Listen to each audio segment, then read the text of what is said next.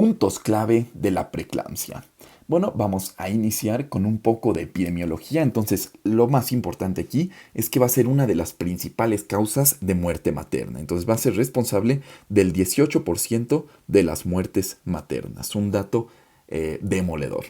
Y algo también muy importante es que va a estar presente en el 15% de los embarazos. Entonces, si juntamos que está en el 15% y que forma el 18% de las muertes maternas, pues nos da números devastadores, ¿no? Es una patología muy frecuente y que se asocia con mucha muerte, por lo cual es muy importante pues saber tratarla y diagnosticarla.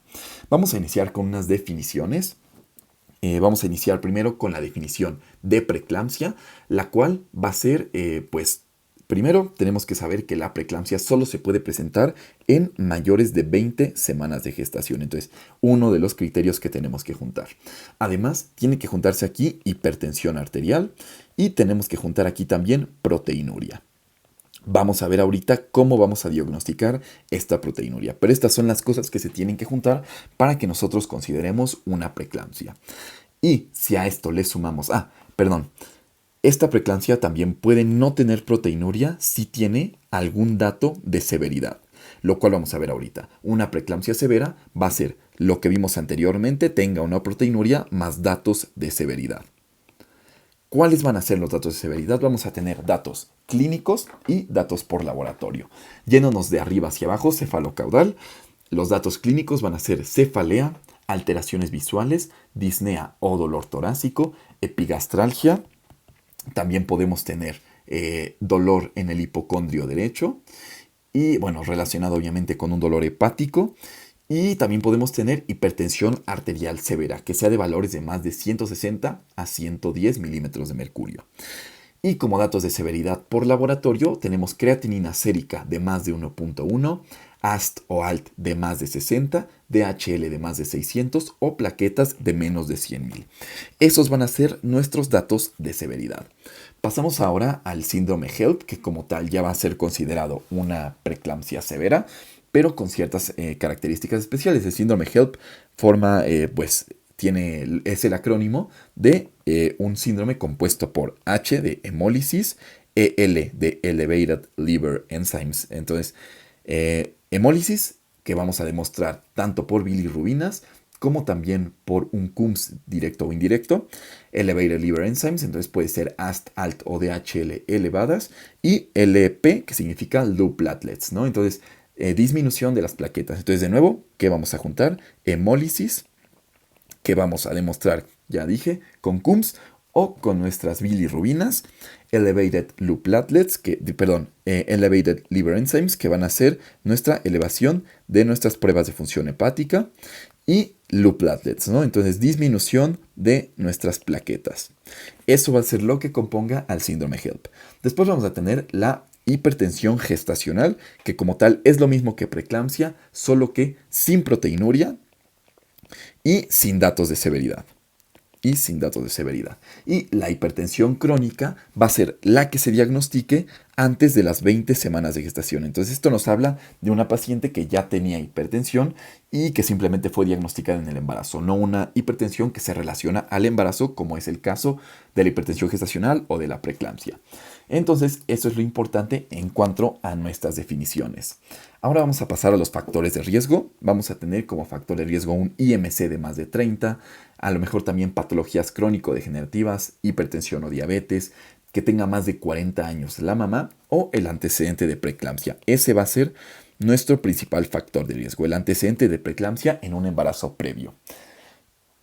Y muy importante aquí también, ese no va a ser nuestro principal factor de riesgo, este va a ser nuestro segundo. Nuestro principal factor de riesgo aquí va a ser enfermedades autoinmunes. Es la única patología en obstetricia que como principal factor de riesgo no es esa misma patología o el antecedente de esa misma patología. Aquí va a ser enfermedades autoinmunes como puede ser lupus eritematoso sistémico o síndrome antifosfolípido. Ese va a ser nuestro principal factor de riesgo. La etiología van a ser alteraciones endoteliales. ¿Cuáles? Bueno, a lo mejor una endoteliosis o también puede haber disminución en la perfusión placentaria. Entonces, alteraciones endoteliales. La clínica vamos a tener, pues sí, algunos datos clínicos como puede ser cefalea, la presencia de escotomas, vómito, epigastralgia, en fin, malestar general, ¿no? Pero vamos a tener también criterios clínicos, que ya vimos cuáles son. Entonces, tuvimos como primer criterio clínico más de 20 semanas de gestación, hipertensión arterial, que se define como más de 140-90, y proteinuria. Esos van a ser nuestros criterios. Y esta proteinuria se va a definir como una tira reactiva con una cruz o más de 30 miligramos por decilitro en una medición o más de 300 en una orina de recolección de 24 horas. La orina de recolección de 24 horas va a ser nuestro gold estándar, el cual vamos a ver ahorita. Entonces, recordemos nada más, la proteinuria va a demostrarse por tira reactiva, una sola medición o medición de 24 horas. Que la medición de 24 horas quedamos que es nuestro gold estándar. Pasamos a la parte del diagnóstico, que ya vimos una parte, ¿no? Entonces, la proteinuria, que la tenemos que demostrar o por una medición, tira reactiva o medición de 24 horas, la cual va a ser el gold estándar. Si sospechamos nosotros de una preeclampsia, además tenemos que solicitar toda la batería de estudios que nos van a ayudar a identificar si hay datos de severidad, los datos de severidad del laboratorio que vimos. Entonces vamos a solicitar PFHs, recordemos pues la elevación de AST, ALT o de DHL. Vamos a pedir también química sanguínea para ver si está bien la creatinina. Vamos a pedir también biometría hemática para ver cómo están las plaquetas. Y a lo mejor aquí también podemos pedir un ultrasonido para valorar el bienestar fetal. Entonces eso va a ser lo que tengamos que pedir en el caso de sospecha. Podemos también pedir un cociente de proteína con creatinina sérica, el cual clásicamente en la preeclampsia va a estar en más de 0.26. Y esto también nos hace el diagnóstico de preeclampsia. Ahora, el tratamiento es la parte más complicada. Entonces voy a borrar una parte de esto. El tratamiento va a depender la patología en la que nos encontremos. Si estamos ante una preeclampsia, ante una hipertensión gestacional, etcétera, ¿no? Entonces, el tratamiento vamos a iniciar primero con la prevención. La prevención va a estar indicada cuando la paciente cumpla con factores de riesgo. ¿Qué factores de riesgo? El antecedente de preeclampsia, enfermedades autoinmunes, IMC de más de 30, más de 40 años, etc., ¿no? Entonces, esta va a ser las indicaciones para dar tratamiento preventivo. Y este tratamiento preventivo va a estar dado con ácido acetil salicílico, 100 miligramos al día.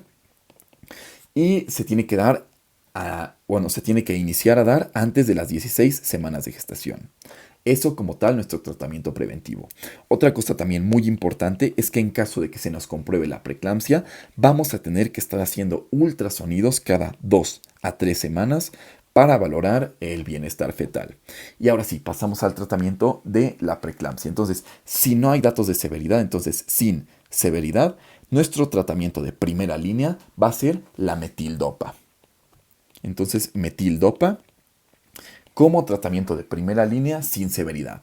Además, tenemos también como segunda línea labetalol o hidralazina y como tercera línea nifedipino o beta bloqueadores. Esto buscando llegar a una meta que sea de los 130 a 155 milímetros de mercurio en la sistólica y de 80 a 105 en la diastólica. Entonces, esto en el caso de que no haya severidad. Si ya hay severidad, alguno de los datos que ya vimos, lo primero que tenemos que saber es que se tiene que hospitalizar a esa paciente y se tiene que provocar el nacimiento. Entonces, esto de provocar el nacimiento suena muy simple, ¿no? Pero a lo mejor esto implica una inducción, una maduración, una conducción, una maduración pulmonar. Entonces, es muy importante conocer todo esto. Entonces, recordemos nada más, maduración pulmonar, si tiene menos de 34 semanas de gestación, si tiene un Bishop de menos de 6, nos habla de que todavía no está bien madurado el cervix, entonces vamos a dar misoprostol o alguna prostaglandina E2.